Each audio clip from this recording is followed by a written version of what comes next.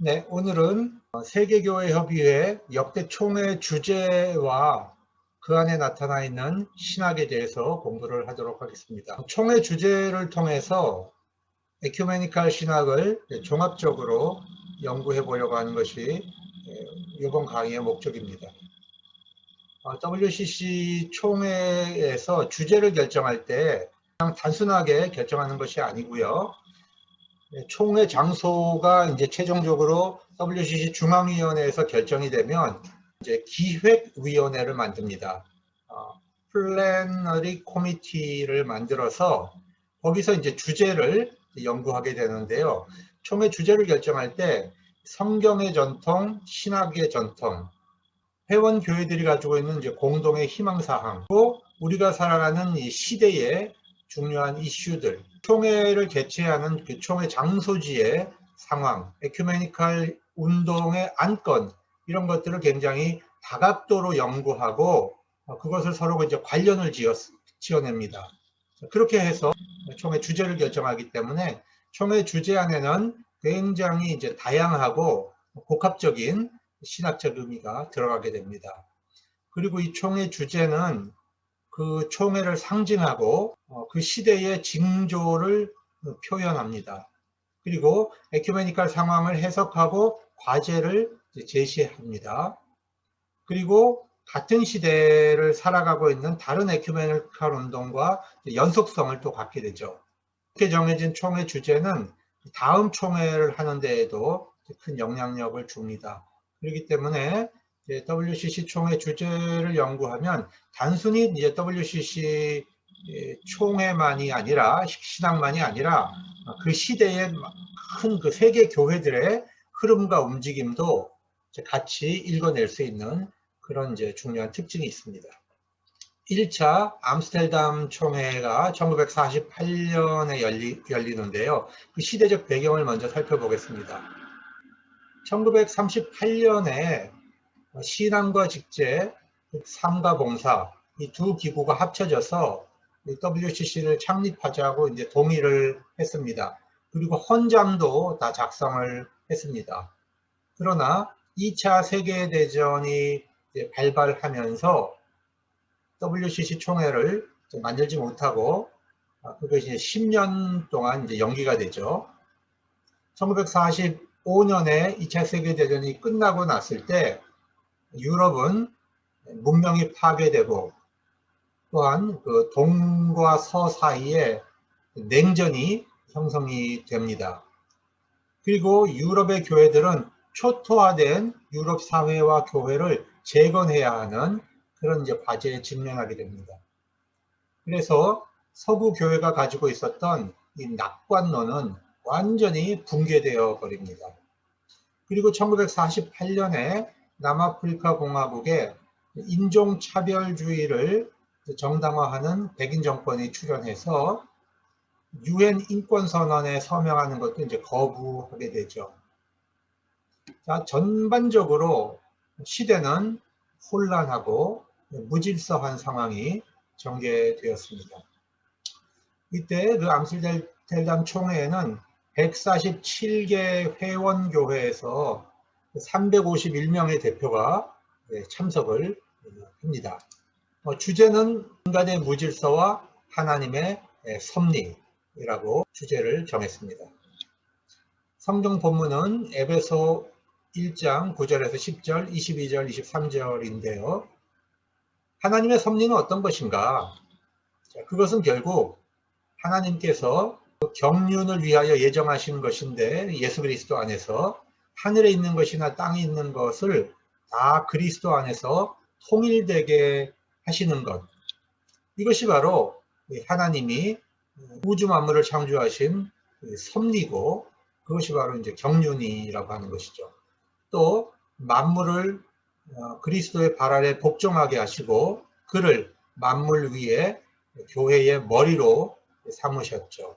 그래서 교회는 그리스도의 몸이고 만물 안에서 만물을 충만케 하시는 이의 충만함이다. 그러니까 교회는 예수 그리스도의 그 충만함을 드러내는 역할을 해야 되는 것입니다. 그래서 이 주제는 핵심 내용이 신론에 근거해 있습니다. 그리고 그 내용은 하나님의 주권과 섭리를 말하고 있는 것입니다. 그래서 교회는 하나님과 인간 사이의 중재자로서 온 백성과 온 우주를 그 완성이신 예수 그리스도께로 인도하는 역할을 해야 된다. 그런데 교회는 분열되어 있고 전쟁에 참여했고, 그래서 교회가 회개하고 자기갱신을 통해 일치하도록 촉진하는 역할을 WCC가 해야 된다. 이런 의미가 이 주제에 담겨 있는 것입니다. 그러면 인간의 죄성은 어떤 거냐? 인간의 죄성은 바로 인간의 교만함이고 하나님에 대해서 반항하는 특징이 인간에게 있다. 그래서 어떤 문명도 어떤 교회도 하나님의 심판으로부터 자유한 존재는 없다라고 하는 이야기를 하는데, 자, 1차 총회 안에는 바로 칼 바르트의 신학이 그대로 반영되어 있는 것을 우리가 보게 됩니다. 이 주제의 특징이 바로 신론이었지만, 그러나 우리가 WCC 헌장 안에는 기독론이 중심이 되어 있는 것을 또 우리가 발견할 수 있죠. 그래서 1948년부터 1980년대까지 이 WCC에 흐르는 기본 신학적 주제는 바로 기독론. 2차 에반스턴 총회가 미국에서 1954년에 열립니다. 그 시대적 배경을 한번 보겠습니다. 1948년에 이제 공산권에 의해서 베를린이 봉쇄됩니다.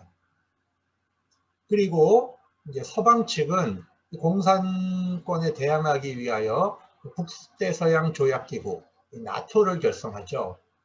그리고 그해 49년에 이제 중국이 공산화됩니다. 그리고 1950년 한국 전쟁이 발발하고요. 이때 1950년 7월 WCC 중앙위원회는 토론토에서 모임을 가지고 한국 상황과 세계 질서에 대한 성명서를 발표해서 유엔이 한국에 와서 유엔군이 와서 경찰 역할을 할 수 있어야 된다. 그렇게 이제 유엔군 참여를 WCC 중앙위원회가 최초로 요청하게 되죠. 거기에 반발해서 중국 교회는 WCC를 탈퇴하게 됩니다.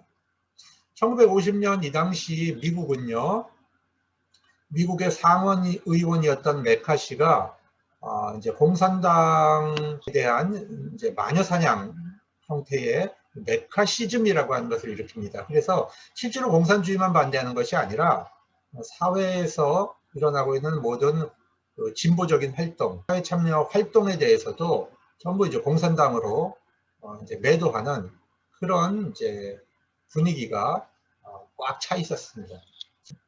냉전 분위기가 꽉 차 있는 미국에서 이제 에반스턴에서 총회를 하게 됩니다. 이때 회원은 197개 회원으로 조금 늘었죠. 147에서 167이 됩니다. 그리고 대표도 502명이 참석합니다. 에반스턴 총회의 주제는 기독론입니다. 그리스도 세상의 소망. 에베소서 4장 4절로 7절 말씀인데요. 몸이 하나요 성령도 한 분이시니 이와 같이 너희가 부르심의 한 소망 안에서 부르심을 받았느니라. 여기서 바로 예수 그리스도 안에서 우리가 이제 한 소망이 있다는 것이죠. 바로 그분이 예수 그리스도라는 것입니다. 주도 한 분이고 믿음도 하나고 세례도 하나고 하나님도 한 분이시니 곧 만유의 아버지시라. 만유 위에 계시고 만유를 통일하시고 만유 가운데 계시도다. 우리 각 사람에게 그리스도의 선물의 분량대로 은혜를 주셨나니 하는 성경 본문을 택합니다. 그래서 이 주제는 기독론에 근거해 있고 주제가 표현되는 형식은 신앙 고백입니다. 예수 그리스도가 누구냐? 질문 받았을 때 예수 그리스도는 세상의 소망입니다. 이렇게 답하는 신앙 고백의 형태를 갖고 있는 거죠. 그래서 이 기독론적으로 종말론적인 희망을 요청하는 거죠. 종말론적 소망을 요청하는 겁니다. 이미 1950년 7월 토론토 중앙위원회에서 총회 주제가 이미 결정이 됐는데, 그때 이제 한국 전쟁이 일어나고 있는 상황에서 토론토 중앙위원회는 이렇게 말합니다.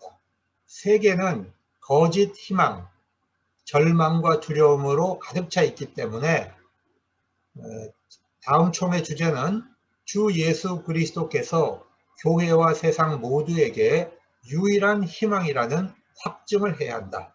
이렇게 결정을 했던 겁니다. 4년 전에. 그런데 예수님이 소망이라고 했을 때 그 소망을 어떻게 해석할 거냐. 미국 교회는요, 그 당시에 1950년대 미국은 전 세계 패권을 장악해 가고 있었던 시대입니다. 유럽이 패망했기 때문에 미국이 전 세계의 주도권, 패권을 다 가지고 가는 상황이죠. 그래서 미국은 굉장히 낙관론이 강했습니다. 미국 교회는 이 소망에 대해서 굉장히 낙관적으로 해석을 했죠. 그러나 유럽은 전쟁을 겪고 인간의 죄성을 경험했기 때문에 이 소망이라고 하는 것은 인간이 이룰 수 있는 것이 아니고 종말론적으로 이루어지는 것이다. 그런 해석을 하게 됩니다. 그래서 그리스도의 세상의 소망이라는 주제를 놓고 유럽 교회는 종말론적으로 해석을 했고, 미국 교회는 굉장히 이제 낙관적으로 해석을 하는 차이가 나타납니다. 우리가 여기서 배워야 할 것은 예수 그리스도는 인류의 희망입니다. 인류의 희망인데 바로 오늘 현실 속에서 희망이지만, 그러나 그것이 너무 낙관적으로 세상을 바라봐서는 안 된다고 하는 것입니다. 예수 그리스도는 종말론적으로 완성되는 희망으로 우리가 신학적으로 이해를 해야지, 인간이 갖고 있는 죄성 때문에 인류 안에 우리가 낙관론을 크게 부여하게 됐을 때 우리는 또 다른 잘못을 범할 수가 있습니다. 3차 총회로 가보겠습니다. 1961년 인도 뉴델리에서 총회를 하게 됩니다. 그 시대적 배경은요, 전 세계가 미국과 소련으로 이제 양진영으로 양분돼서 냉전을 겪고 있는 시대였습니다. 1955년 소련은 바르샤바 조약 기구를 만들어서 미국이 주도하는 나토에 대해서 군사적으로 이제 대립을 하게 됩니다. 자, 미소 양진영 싸움 속에서 우리는 그것을 따라갈 수 없다라고 하는 입장을 보였던 이제 새로운 세력이 등장하는데, 우리가 제3세계라고 불리는 주로 이제 비동맹, 이제 반둥에서 비동맹 회의를 결성하는데 인도, 인도네시아, 아프리카 국가들이 바로 제3세계의 비동맹 회의를 결정하게 됩니다.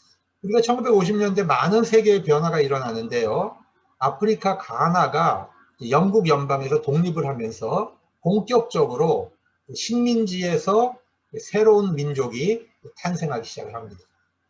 그리고 1959년에 미국의 영향권 하에 있던 쿠바가 혁명을 해서 공산주의를 택하게 되죠.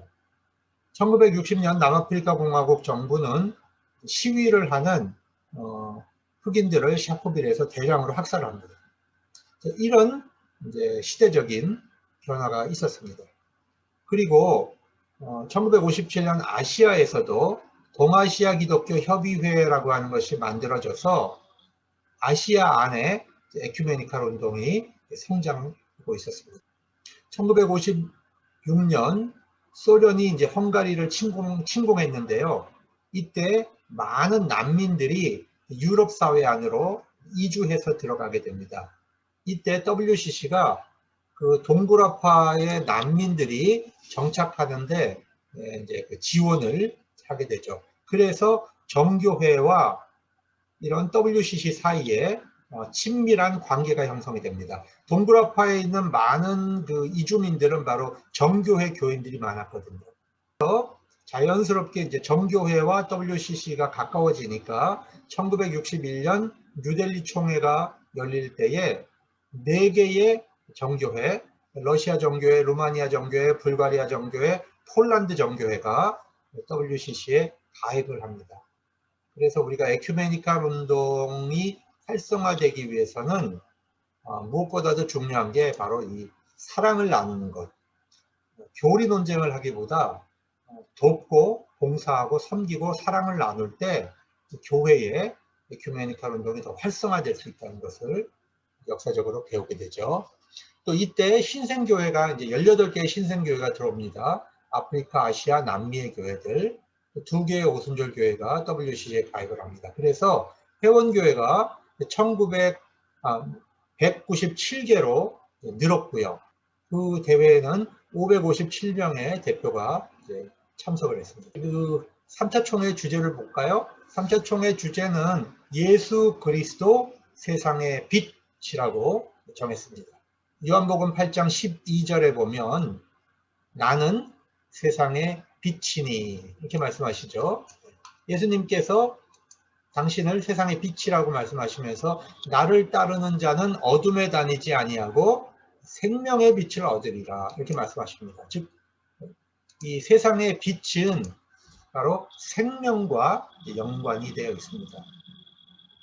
이 주제의 이제 신학적인 틀은 기독론입니다.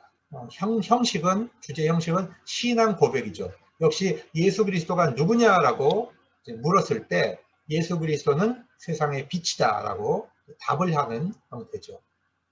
바로 이 아시아적인 상황에서 생명을 강조하는 예수 그리스도의 생명을 강조하는 그런 이제 신학의 내용입니다. 그때 이제 인도에서는 10월 달에 힌두교가 중심이 된 디파발리라고 하는 빛의 축제가 열립니다. 전통적으로 그런데 11월에 WCC 총회가 이제 개최가 되거든요. 그 시대적 배경뿐만 아니라 그 인도라는 컨텍스트 속에서 진정한 빛은 바로 예수 그리스도다.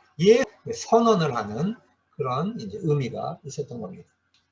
그런데 여러분 이 주제를 한번 잘 살펴보면 예수 그리스도께서 나는 세상의 빛이라고 말씀을 하실 때 그 안에는 너희는 세상의 빛이다라고 하는 이런 요청도 담겨 있는 것이죠. 예수님이 세상의 빛이라고 하는 것을 드러내는 것은 결국 누구냐? 바로 교회죠.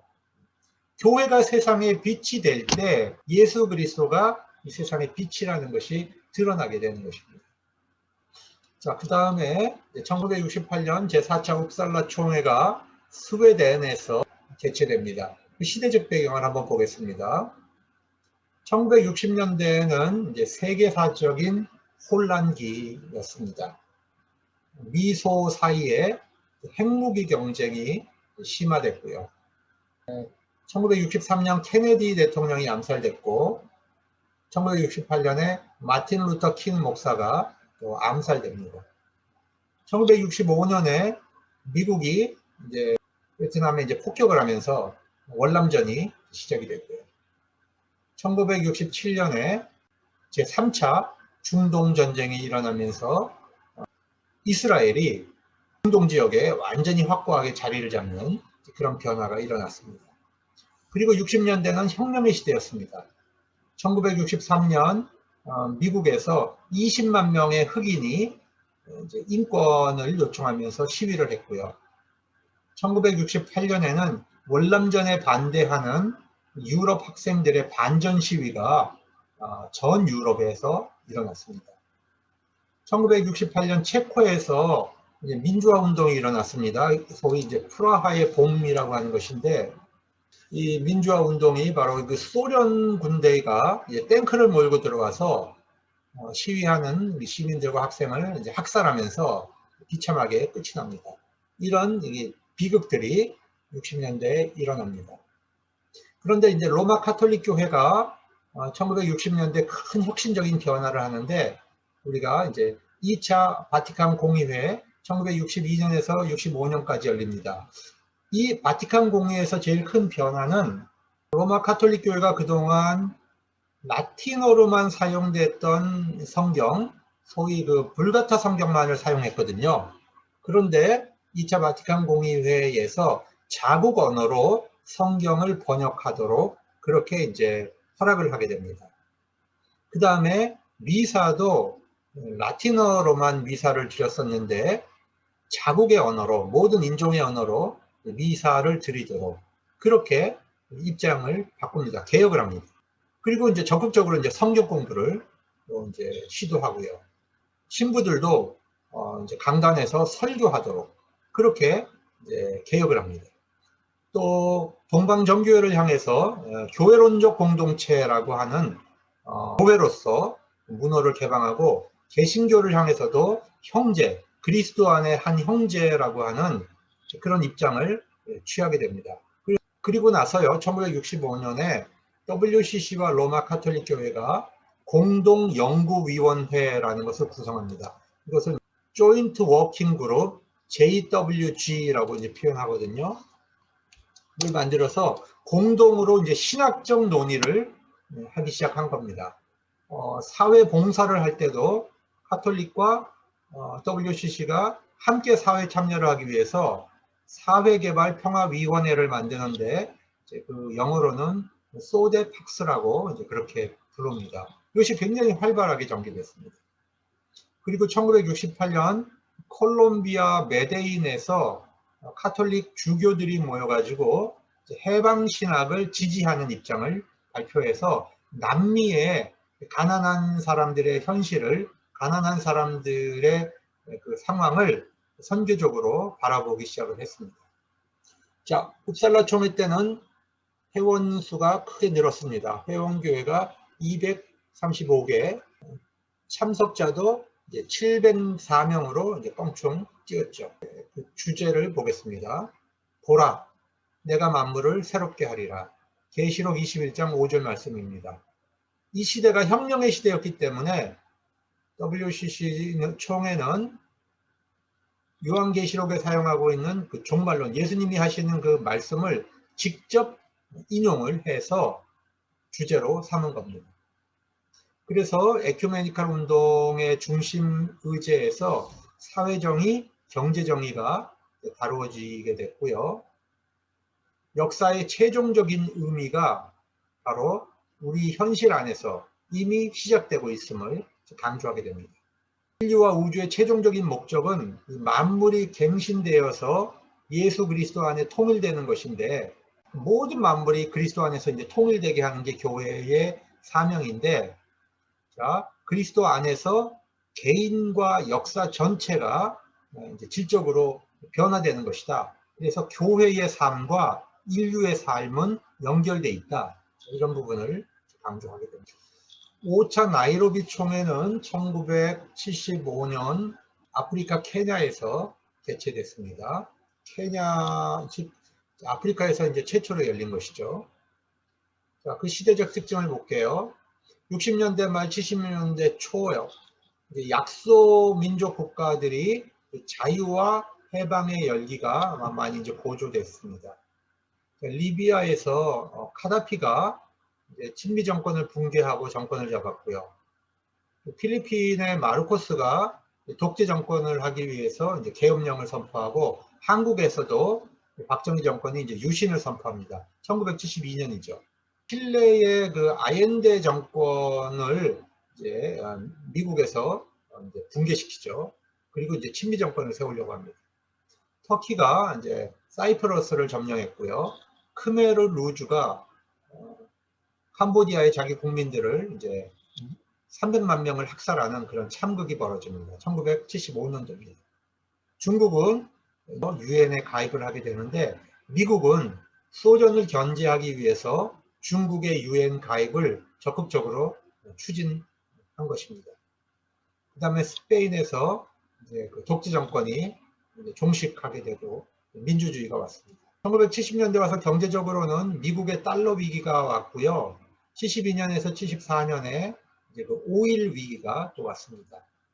이런 분위기 속에서 남미에서는 해방신학이 성장을 합니다. 구티에레즈가 해방신학이라는 책을 최초로 이제 출판을 했고요. 또 남미에서 이제 그 피억압자를 위한 교육학, 이 페다고지라고 하는 것이 출판이 됩니다. 근데 이 페다고지는 뭐가 중요하냐 하면요, 우리가 교육을 할 때 은행 저금식 교육이 있고 의식화 교육이 있다는 거예요. 은행 저금식 교육이라고 하는 것은 그 사람의 머릿속에 정보를 집어넣는 거죠. 은행 저금 축적하듯이 교육인데, 이런 식으로 해가지고는 참된 자유로운 해방된 인간이 만들어지지 못한다는 것입니다. 그래서 파울로 프레리히라고 하는 남미의 그 교육학자는 인간이 스스로 자기를 해방할 수 있도록 의식화 교육을 해야 된다라고 하는 것이 그 유명한 이제 페다고지의 핵심 주제입니다. 자기가 누군지, 자기가 왜 태어났는지, 자기가 무엇인지를 이 현실 사회를 바라보고 자기를 발견하도록 도와주는 그 의식화 교육이야말로 참된 교육이다. 그리고 이제 그 남미의 경제의 그 종속 이론이 또 등장을 하고요. 참여한 회원교회는 285개로 늘었고요. 676명이 이제 대표가 참여하는데, 그중 이제 여성의 참여 퍼센테이지가 21.8%입니다. 그러니까 맨 처음에 1차 총회에서 여성은 7% 정도 참여하게 되는데, 점점점 여성 대표의 참여가 늘고 또 청년 대표의 참여도 늘고 있습니다. 주제는 예수 그리스도는 자유하게 하시고 하나 되게 하신다. 사용하고 있는 성구는 갈라디아서 5장 1절, 요한복음 17장 21절입니다. 그리스도께서 우리를 자유롭게 하려고 자유를 주셨으니 그러므로 굳게 서서 다시는 종의 멍에를 매지 말라. 이것은 이제 자유하게 하신다는 거죠. 하나 되게 하신다는 것은 예수님의 이제 요한복음 17장의 기도를 이제 사용했습니다. 아버지께서 내 안에, 내가 아버지 안에 있는 것 같이 그들도 다 하나 되어 우리 안에 있게 하사 세상으로 아버지께서 나를 보내신 것을 믿게 하옵소서. 예수님은 우리를 자유하게 하시고 또 우리를 하나 되게 하신다는 이 두 가지의 예수님의 사역을 묶은 것입니다. 근데 주제는 바로 이제 기독론이죠. 이 주제가 표현되는 형식은 선언하는 겁니다. 예수님은 자유하게 하시고 하나 되게 하신다라고 이제 선언을 한 거죠. 그런데 우리 기독교의 자유 개념, 특히 바울 서신에서 자유 개념은 바로 예수 그리스도 안에서 우리 그리스도인들이 하나님의 진노, 죄, 율법, 죽음으로부터 우리가 십자가의 피로 자유하게 됐다는 것입니다. 이것이 바로 기독교가 가지고 있는 이제 자유의 개념이죠. 그러나 그 예수께서 주시는 이 자유 개념은 단순히 신앙적이고 어떤 그 교회적 차원에만 해당되는 것이 아닙니다. 그리스도인이 가지고 있는 자유는 인류 전체의 운명을 극복한 예수께서 주신 자유죠. 예수 안에 있는 자유입니다.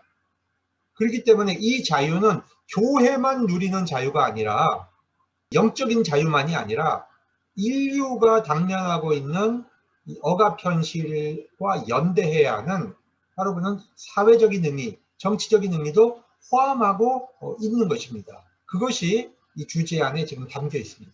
자, 이것도 마찬가지예요. 너희는 나를 누구라고 하느냐 예수님께서 물으셨을 때 이 시대적인 징표를 담아서 교회가 대답을 해야 되죠.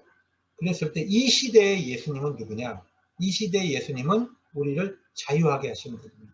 예수님은 우리를 하나로 묶어주시는 분입니다. 그래서 교회적 차원에서 보면 우리를 죄와 하나님의 진노와 율법으로부터 자유하게 하시고 갈라져 있는 교회를 하나로 묶는 것이죠. 그러나 이것을 정치적인 의미에서 본다면 예수 그리스도는 모든 억압적 상황에서 인간을 자유하게 하시는 해방자이고, 모든 갈라진 인간을 하나로 묶어주시는 화해자 역할을 하신다라고 고백을 하는 것입니다.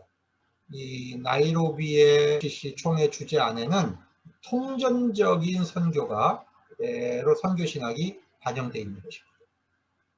이제 1983년 캐나다 밴쿠버에서 열린 6차 총회 내용을 살펴보겠습니다.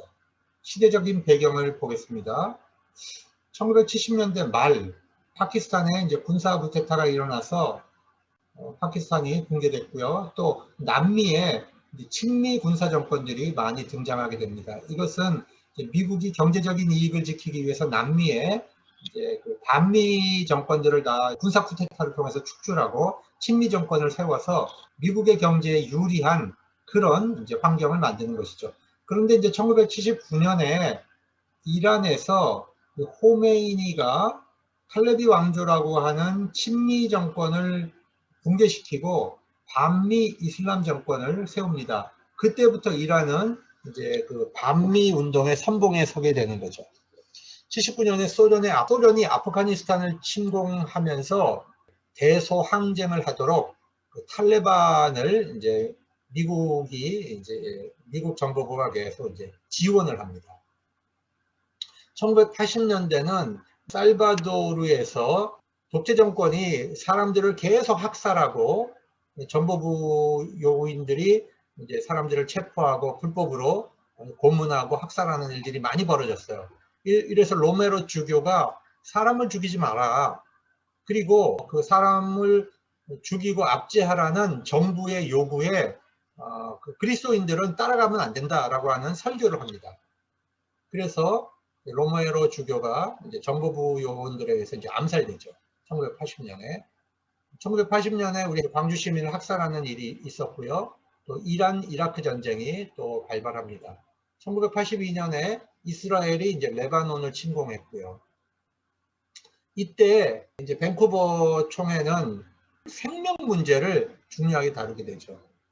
근데 이제 301개의 회원교회로 이제 늘어났습니다. WCC 회원교회들이 이제 계속 늘어나고 있는 것입니다. 그리고 847명의 대표가 참여했는데 여기서 굉장히 이제 고무적인 것은 여성 비율이 30%까지 이제 육박을 한 거죠. 29%니까. 네. 그 다음에 청년 대표가 15%가 이제 참여했고, 평신도와 성직자 비율을 볼 때 평신도가 46% 참여합니다. 이렇게 함으로써 WCC에 참여하는 대표들의 비율이 성직자 남성 중심이던 것이 전반적으로 여성, 청년, 평신도 비율이 지금 이제 늘어나고 있는 것을 봅니다. 주제, 예수 그리스도 세상의 생명.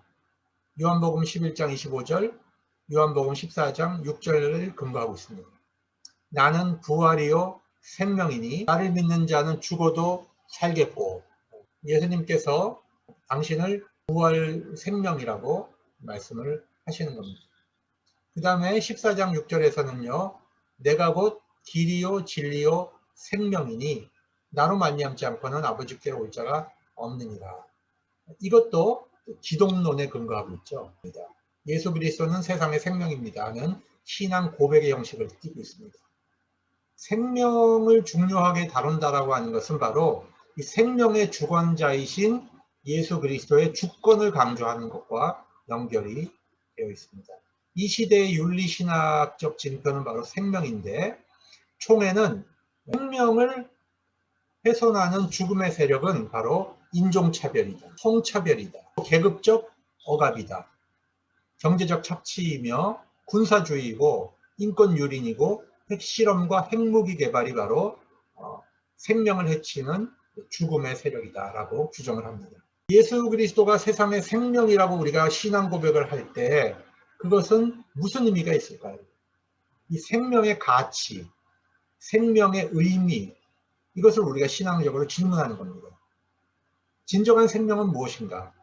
이 땅에서 살아가고 있는 많은 사람들의 생명은 신앙적으로 어떤 의미가 있는가? 자, 그러면 이 생명을 죽이고 있는 이 악의 세력, 우리 사회에 존재하는 이 죽음의 세력에 대해서 그리스도인들은 적극적으로 대항하고 저항해야지 거기에 순응하고 따라가서는 안 되는 것이죠. 예수 그리스도를 믿는다는 것은 신앙생활을 한다는 것은 많은 사람들의 생명을 그리스도 안에서 구원하는 것과 이 땅의 정의와 평화를 실현하는 것이 다 포함되는 것입니다. 바로 그리스도가 세상의 생명이라고 하는 것은 우리 그리스도가 주님이라고 고백하는 것이죠. 그래서 예수 그리스도는 살아계신 하나님이며 세상의 주권자라고 고백을 하는 겁니다. 자, 그런데 우리가 이 기독론을 한번 정리해 보자고요. 이게 1980년대 가면은 이제 기독론이 정리가 되는데, 전통적으로 우리 교회 안에는 이 성육신 기독론과 십자가 기독론이 있었어요. 초대교회부터. 성육신 기독론은 위로부터의 기독론이에요. 위로부터의 기독론. 십자가 기독론은 아래로부터의 기독론입니다.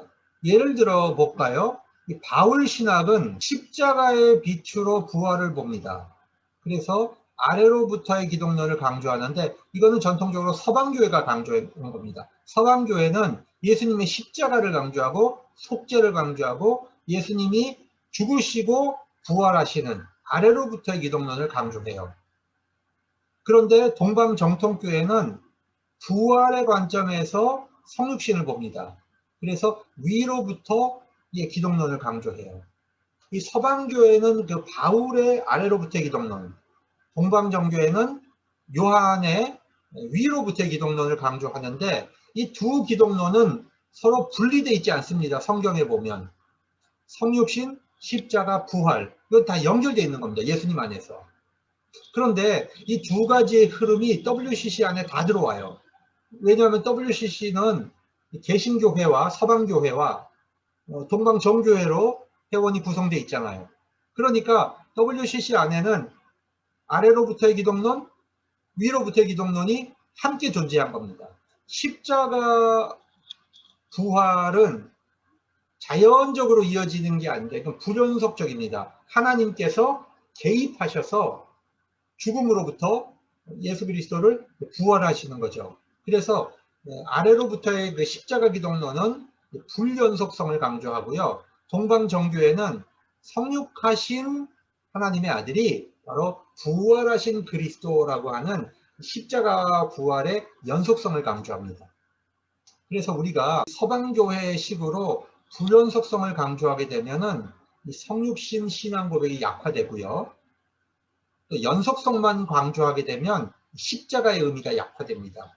성육신 신앙, 그 다음에 십자가 신앙 이것이 다 있어야 돼요. 그래서 WCC 주제는 이 두 가지를 다 붙잡으려고 한 거죠. 이 성육신 신학을 강조함으로써 하나님이 주권적으로 역사에 개입하신다는 것을 강조하게 되고요. 십자가 신학을 통해서 죽음을 이기고 악과 투쟁하고 억압받고 고통받는 사람과 우리가 연대해야 한다는 그런 것을 또 강조하게 되는 것입니다. 그래서 기독론 안에는 하나의 기독론만 있는 것이 아니라 바로 이 두 가지의 기독론이 계속 초대교회부터 역사에서 이제 존재해 왔고 WCC 안에서 이 두 가지의 기독론이 서방의 기독론과 동방의 기독론이 조화와 종합을 이루었다라고 하는 것을 볼 수 있어요.